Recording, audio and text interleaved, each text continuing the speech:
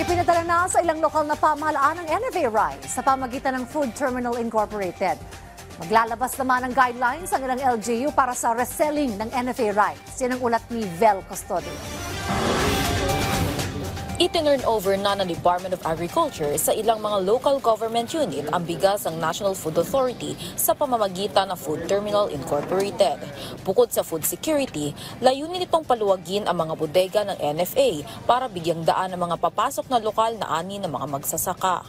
Ito ang mga sako ng NFA Rice na nakatakdang i-release sa mga local government units nagpakita ng kanilang interes para kumuha ng NFA Rice kasunod ng deklarasyon ng National Food Security Emergency sa bigas. Sa ngayon, 67 LGUs na ang nakipag-ugnayan sa FTI para maging NFA Rice distributors. 1,000 sako ng initial withdrawal ng NFA Rice sa warehouse sa Valenzuela. Ibibenta ang NFA Rice ng 33 pesos kada kilo sa mga LGU, habang maaari itong ibenta ng mga LGU, government agencies at GOCC sa mga mamimili ng hanggang 35 pesos per kilo.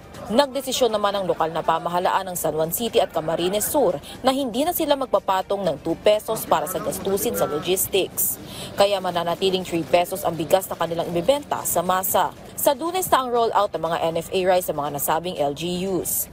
Papayagan ng DA ang reselling ng NFA Rice, pero hanggang 2 piso kada kilo lang dapat ang magiging patong nito mula 33 pesos. Maglalabas sa mga LGU ng guidelines para rito. 150 metric tons ng NFA Rice ang target maibenta ng DA sa loob ng 6 na buwan. Bukod pa rito, naglaan naman si Pangulong Ferdinand R. Marcos Jr. ng malaking pondo para bumili ng bigas sa mga lokal na magsasaka. Napagkasundaan namin sa NFA Council na mamimili tayo ng palay this year, 2025, ng minimum ng 23 pesos per kilo at pwedeng umabot ng 30 pesos per kilo, depende na sa market. Naglaan din ang ating mahal na Pangulo na si President Bongbong Marcos ng 9 billion pesos para makabili tayo ng palay mula sa ating mga farmers. Karagdagang pondo ito mula noong nakarang taon.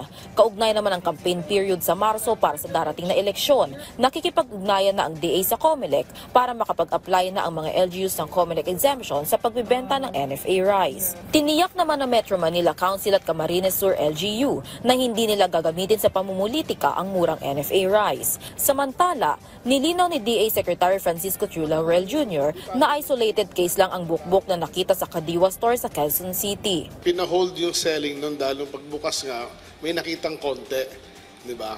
But then, hindi nga namin alam, iniimbestigahan, bakit tinuloy yung benta when it was actually pinastop yung benta. Mas hihigpitan pa ng DA ang pagbabantay sa mga ibibentang bigas kasunod ng insidente. Vel Custodio para sa Pambansang TV sa Bagong Pilipinas.